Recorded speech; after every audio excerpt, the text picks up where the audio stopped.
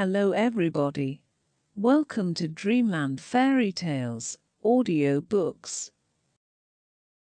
The story we are about to read is about one of the stories in the book Just So Stories by Rudyard Kipling. The story is called How the Whale Got His Throat. Just So Stories for Little Children is a 1902 collection of origin stories by the British author Rudyard Kipling. Considered a classic of children's literature, the book is among Kipling's best-known works. The stories are origin stories and fantastic accounts of how various features of animals came to be.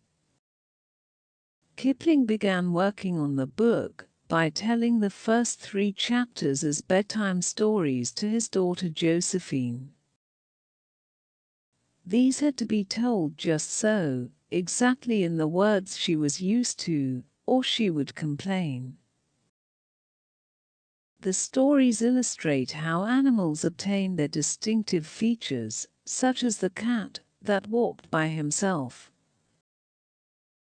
For the book, Kipling illustrated the stories himself. Rudyard Kipling's Just So stories offer young readers the opportunity to identify literary devices like anthropomorphism and explore the characteristics of what makes a tall tale somewhat believable. Let us begin the story.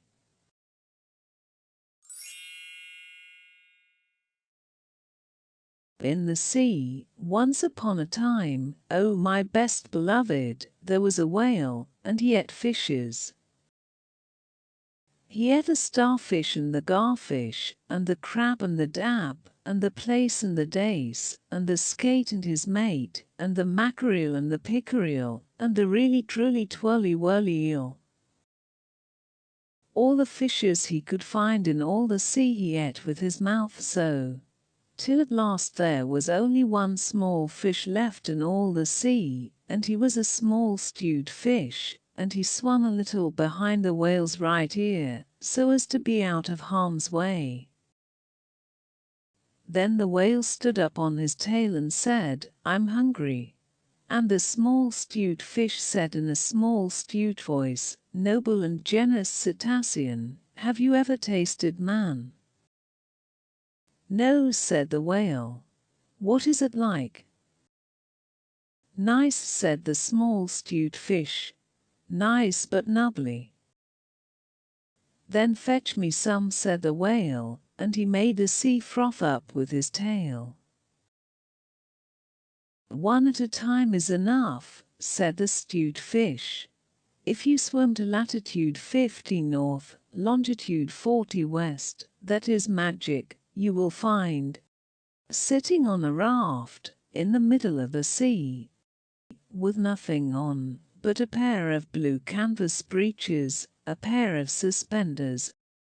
You must not forget the suspenders, best beloved, and a jackknife, one shipwrecked mariner, who, it is only fair to tell you, is a man of infinite resource and sagacity." So the whale swam and swam to latitude 50 north, longitude 40 west, as fast as he could swim, and on a raft, in the middle of the sea, with nothing to wear except a pair of blue canvas breeches, a pair of suspenders, you must particularly remember the suspenders, best beloved, and a jackknife. He found one single, solitary shipwrecked mariner, trailing his toes in the water. He had his mummy's leave to paddle, or else he would never have done it, because he was a man of infinite resource and sagacity. Then the whale opened his mouth back and back and back till it nearly touched his tail, and he swallowed the shipwrecked mariner, and the raft he was sitting on, and his blue canvas breeches, and the suspenders, which you must not forget, and the jackknife. He swallowed them all down into his warm dock inside cupboards, and then he smacked his lips so, and turned round 3 times on his tail.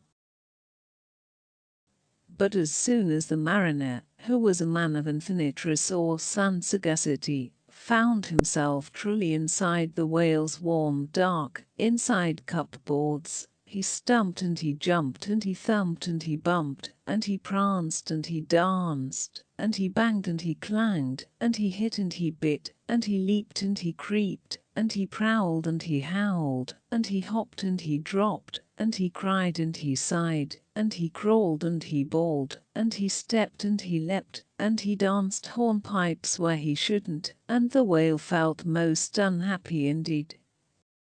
Have you forgotten the suspenders? So he said to the stewed fish, this man is very nubbly, and besides, he is making me hiccough. What shall I do?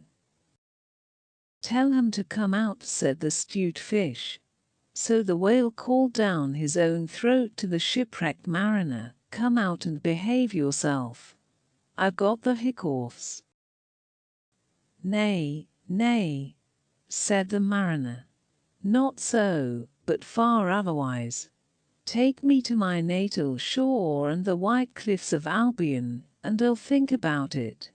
And he began to dance more than ever. You had better take him home, said the stewed fish to the whale. I ought to have warned you that he is a man of infinite resource and sagacity. So the whale swam and swam and swam, with both flippers and his tail, as hard as he could for the hiccoughs, and at last he saw the mariner's natal shore and the white cliffs of Albion, and he rushed halfway up the beach, and opened his mouth wide and wide and wide, and said, change here for Winchester, Ashuelot, Nashua, Keene, and stations on the Fitchburg Road. And just as he said Fitch, the mariner walked out of his mouth.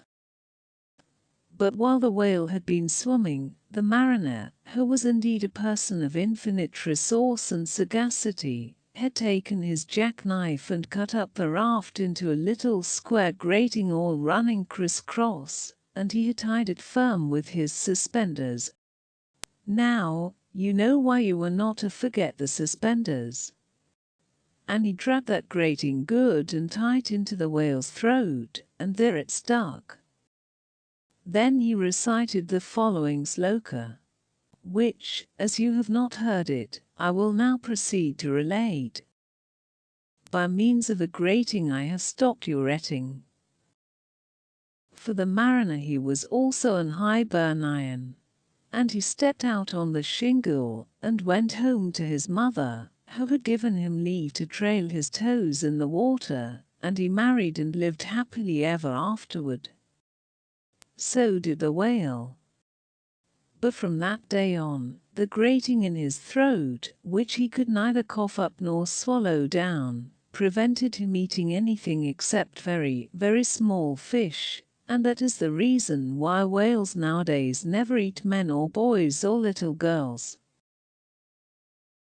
The small stewed fish went and hid himself in the mud under the door-sills of the equator.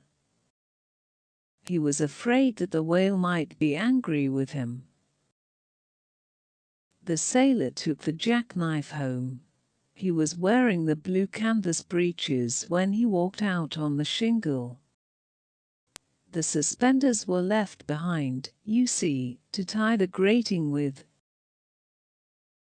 And that is the tale How the Whale Got His Throat, by Rudyard Kipling. You might also enjoy this interesting story about how the camel got his hump. It is one of many stories in Kipling's Just So stories. If you enjoyed that story, leave a like, and do not forget to subscribe to Dreamland Fairy Tales audiobooks. Hit notification bell button to be updated to our latest fairy tale stories, and enjoy a complete collection of short stories for children. I hope you enjoyed reading with me. Until next time, goodbye.